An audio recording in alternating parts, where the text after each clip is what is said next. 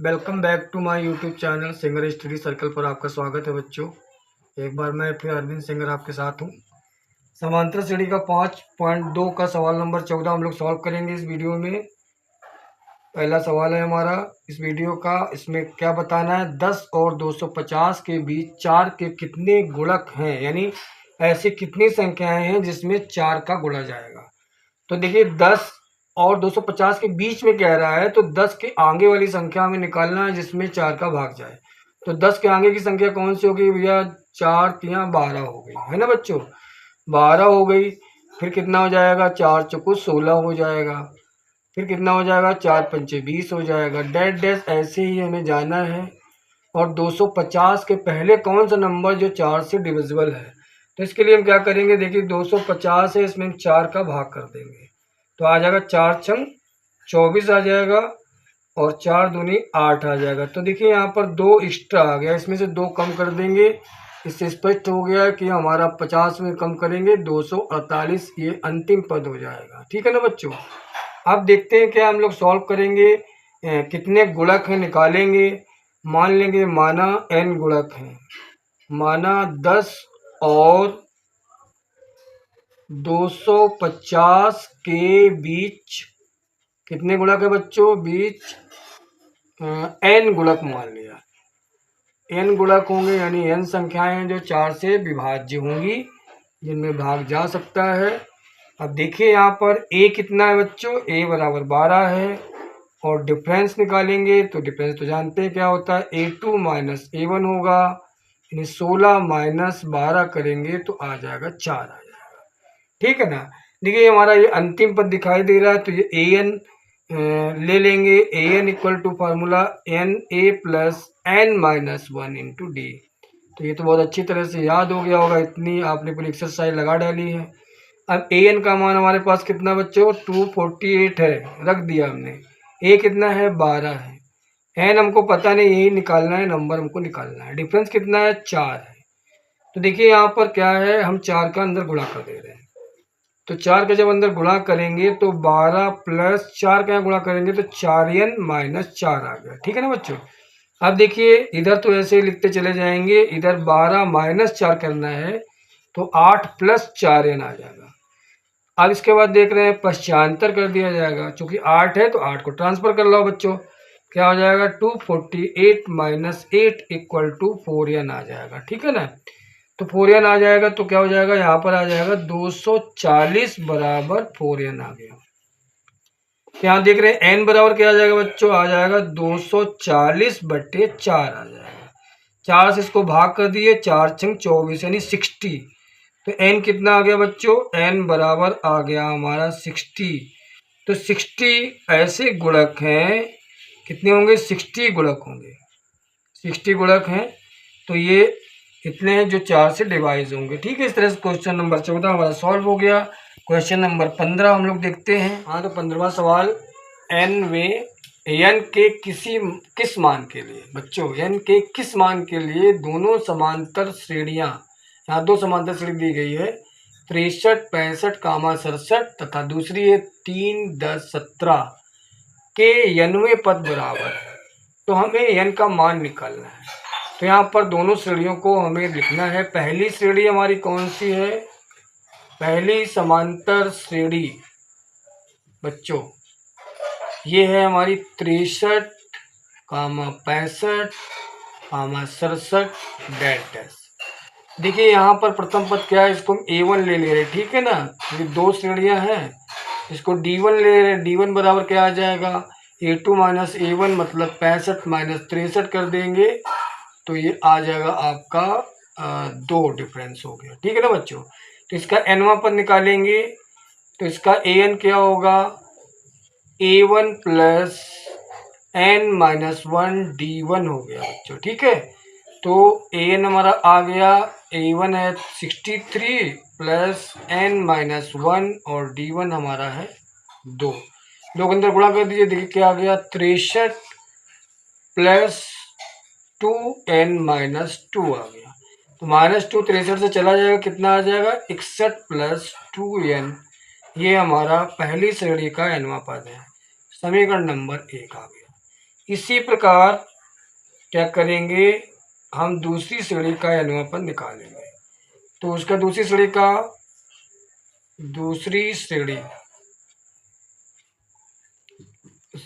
का n वां पद, कौन सा पद बच्चों, n वां पद। तो हम दूसरी श्रेणी में वही देख ले रहे हैं, हमारा जो an होगा दूसरी श्रेणी के लिए क्या होगा, a2 प्लस n-1 d2 आ जाएगा, है ना बच्चों।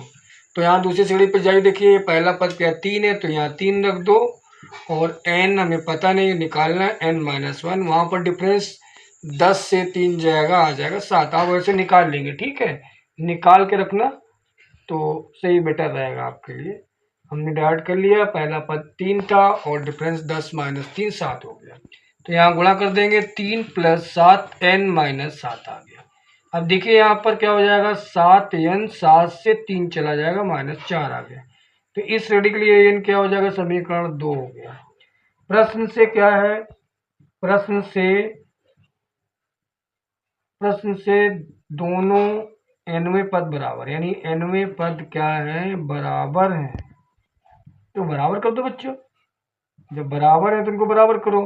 क्या है, 61 + 2n = 7n-4 आ गया, है ना बच्चों।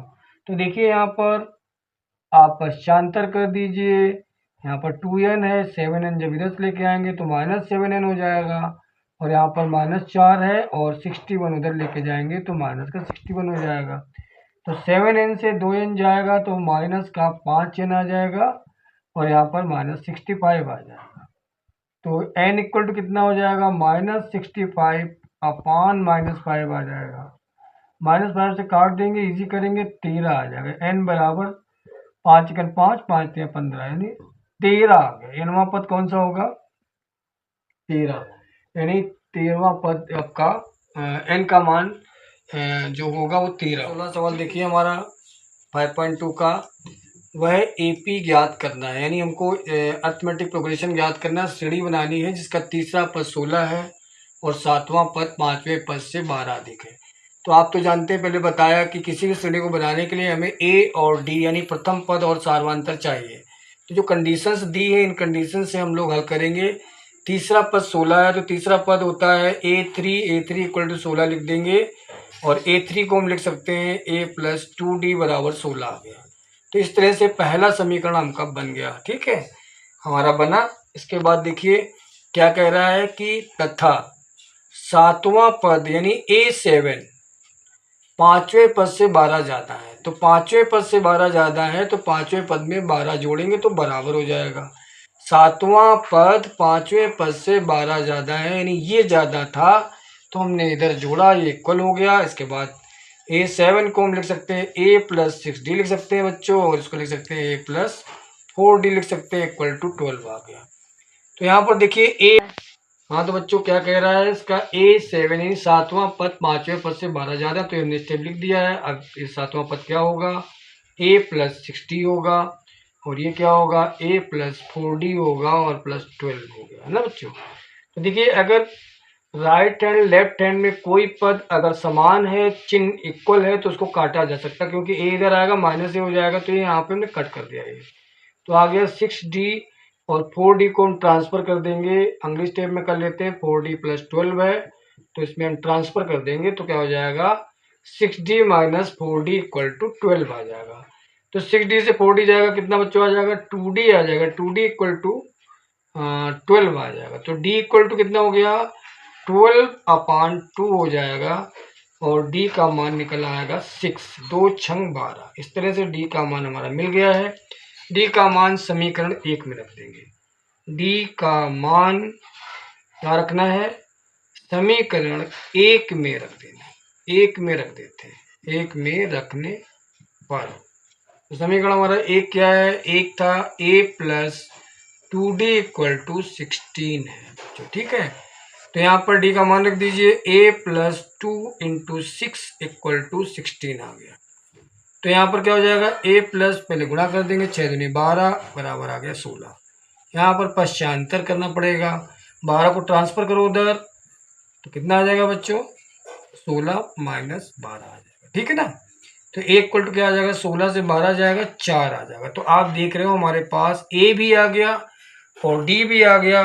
जैसा कि हमने बताया था ए और डी होने पर हम श्रेणी ज्ञात कर लेते हैं। ये एपी क्या होगी, जो एपी होगी वो आपकी क्या होगी, पहला पद हो गया 4, दूसरा पद क्या हो जाएगा, डिफरेंस जोड़ते जाएंगे 4 प्लस 6 हो जाएगा।